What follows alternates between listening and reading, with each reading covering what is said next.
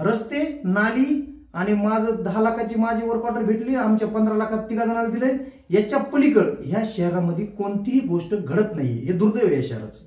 बीड जिल्ह्यामध्ये होत असलेल्या नगरपालिका निवडणुकीमध्ये राष्ट्रवादी शरद पवार गटाने स्वबळावर निवडणूक लढवण्याचा निर्णय घेतलेला आहे. गेवराईमध्ये त्यांनी देखील एक अल्पसंख्याक उमेदवार दिलाय. नेमकी काय आहे गेवराईची रणनीती? शरद पवार यांची राष्ट्रवादी गेवराईत किती जागावर निवडणूक लढते? आपल्यासोबत राष्ट्रवादीचे नेते राजेंद्र मोठे आहेत. काय सांगताल, काय आहे नेमकी रणनीती? किती जागावर आपण ही निवडणूक लढताय? आपण या आपल्या गेवराई शहरामध्ये एकूण नगराध्यक्ष पदाची जागा जबीन जान मोहम्मद बागवान आणि उर्वरित राष्ट्रवादी काँग्रेस शरद पवार गटाचे 10 आणि आपल्यासोबत वंचित आहे गेवराई शहरामध्ये त्यांचे 3 असे मिळून आपण एक 13 जागा या ठिकाणी लढत आहोत. महाविकास आघाडीमध्ये जर आपण पाहिलं तर उद्धव ठाकरेंची शिवसेना सोबत आहे, काँग्रेस देखील सोबत आहे. या दोन्ही पक्षाला सोबत घेण्याचा प्रयत्न गेवराईमध्ये झाला होता. कारण नेमकं काय बिनसलं की तुम्हाला सोबत लढण्याची वेळ आली? 100% आपल्या साईडने प्रयत्न झाला. कारण की बीड जिल्ह्यामध्ये आपले सन्माननीय खासदार बजरंग बाप्पा आहेत, आपले आमदार संदीप आहेत, महबूब आहेत, राजेंद्र मस्के आहेत, यांच्या सगळ्यांच्या सल्ल्याने आपण यांच्यासोबत युतीचा प्रयत्न केले भरपूर. खास करून उद्धव ठाकरे गटासोबत आपलं आज बॅड लकली आपलं थोडंसं बिनसलेलं आहे. अजून बी एखादं जुळू शकतंय, परंतु काँग्रेससोबत आपली या ठिकाणी युती नाहीये. परंतु आम्ही समविचारी पक्षाचे जे काही लोक आहेत किंवा ह्या विचाराला मानणारे, धर्मनिरपेक्ष विचाराला मानणारे आणि जातीवादी विचाराला कडाडून विरोध करणाऱ्या लोकांना आपण तरी पण सोबत घेतलं. ओके, मला सांगा की मोठ्या प्रतिष्ठेची जी निवडणूक आहे, एका बाजूला पवार आहेत, एका बाजूला पंडित आहेत आणि यामध्ये पवार साहेबांचा तुमचा राष्ट्रवादी पक्ष आहे. काय नेमके मुद्दे आहेत या निवडणुकीमध्ये आणि कुठल्या मुद्द्यावर ही निवडणूक लढवली जाते? तुमचं काय विजन आहे? ह्या गेवराई शहराचं पाहिलं गेलं तर सध्या जे 2 पक्ष पारंपरिक पद्धतीने इथे लढतायत, अजितदादांची राष्ट्रवादी आणि भारतीय जनता पार्टी, यांच्याकडे काही मुद्देच नाहीत. हे यांनी असं केलं आणि त्यांनी तसं केलं. शहराच्या विषयावर, शहराच्या नगर परिषदेवर, शहराच्या विकासावर आणि पुढच्या व्हिजनवर हे काहीही बोलत नाहीत. त्या तुलनेत शरद पवार गटाचं म्हणजे मी तर आता लागोलाग प्रवेश केला 1 महिन्यापूर्वीच, परंतु आमच्या जाहीरनाम्या आता उद्याच्याला तो बाहेर येईल, डिस्प्ले होईल, त्याच्यामध्ये तुम्हाला पाहायला भेटेल की आमच्याकडं चांगल्यापैकीच परफेक्ट व्हिजन आहे. म्हणजे जसं की या शहराची बऱ्याच दिवसापासूनची खंत आहे की या ठिकाणी अश्वरूढ शिवरायांचा पुतळा नाहीये.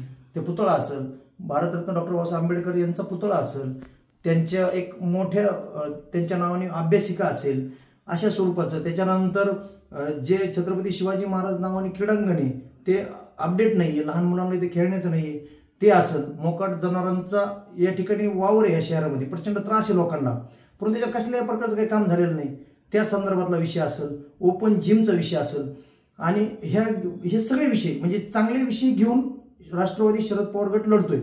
आणि बाकी ह्यांचं जे विषय आहे, ह्यांचं ते 20-20 लाखाचे 10-10, 15-15 लाखाचे वर्क ऑर्डर, रस्ते आणि नाल्या याच्या पलीकडे हे शहर कधीही गेलेलं नाही.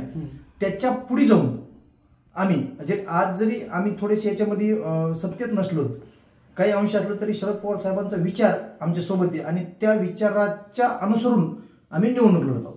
आपण जर पाहिलं तर गेल्या अनेक वर्षापासून ही जी नगरपालिका आहे ती प्रस्थापितांच्या ताब्यात आहे असं बोललं जातं, असा देखील एका बाजूने प्रचार सुरू आहे. तुम्ही कसं पाहता? 100% ही नगर परिषद वर्षानुवर्ष म्हणजे जशी आता 30-40-50 जे काय झाले असतील, ही नगर परिषद प्रस्थापितांच्या ताब्यात राहिलेली ना. परंतु मी आता जे म्हणलो, रस्ते आणि नाले आणि पाणी याच्या पलीकडे हे कधी गेलेलेच नाहीत. वास्तविक पाहता नगर परिषदचे बहुतांशी बाकी सुद्धा काम आहेत ना.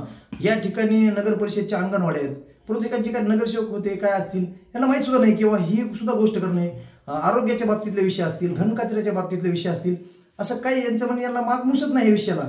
रस्ते, नाली आणि माझं 10 लाखाची माझी वर्क ऑर्डर भेटली, आमच्या 15 लाखात 3 जणांना दिले, याच्या पलीकड ह्या शहरामध्ये कोणतीही गोष्ट घडत नाहीये. हे दुर्दैव आहे या शहराचं.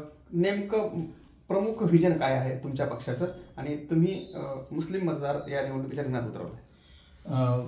मुस्लिम म्हणण्यापेक्षा तो भारतीय जनता पार्टीचे रनिंग नगरसेवक त्यांनी भारतीय जनता पार्टीला सोडचिठ्ठी दिली. त्यांच्या लक्षात आलं किंवा ही भारतीय जनता पार्टी ही जातीवादी म्हणजे फक्त मुस्लिमांच्या बाबतीतच नाही, तर ही सर्व धर्माच्या बाबतीत जातीमध्ये भांडण लावून स्वतःची कशी राजकीय पोळी भाजवण्याचं काम आहे. म्हणजे महाराष्ट्रभर असलं आणि त्याचाच पार्ट आमची गेवराई, याच्या पलीकडे त्यांच्याकडे काही भारतीय जनता पार्टीकडे काही नाही. आणि हे कुठंतरी लक्षात आलं जान मोहम्मद बागवान साहेबांच्या नगरसेवक म्हणून, आणि ते बाहेर पडले आणि त्यांनी शरद पवार साहेबांचा धर्मनिरपेक्ष विचार स्वीकारला त्याच पद्धतीने इतरही शहरातल्या लोकांनी, म्हणजे मुस्लिम म्हणूनच नाही तर ह्या शहरामधल्या सगळ्या लोकांनी, जे काही जाणकार असतील, ज्यांना कुठेतरी वाटतं की हे चुकीचं घडतंय, अशा सगळ्या लोकांसाठी शरद पवार साहेबांच्या पक्षाचे दरवाजे उघडे आणि निवडणुकीच्या दरम्यान सगळ्या लोकांनी यावं असं आम्ही या ठिकाणी खुलं आवाहन करतो लोकांना.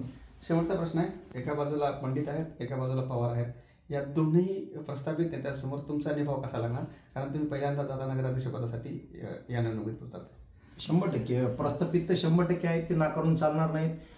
धनशक्ती प्रचंड आहे त्यांच्याकडे, परंतु शरद पवार साहेब नावाचा एक विचार आहे आणि निवडणुका ह्या विचारावर जिंकत नाही. तर जर कधी जर पैशावर जिंकले असेल तर डेली अंबानी हेच ह्या देशाचे टाटा बिर्ला अंबानीच कधी हे राहिले असते.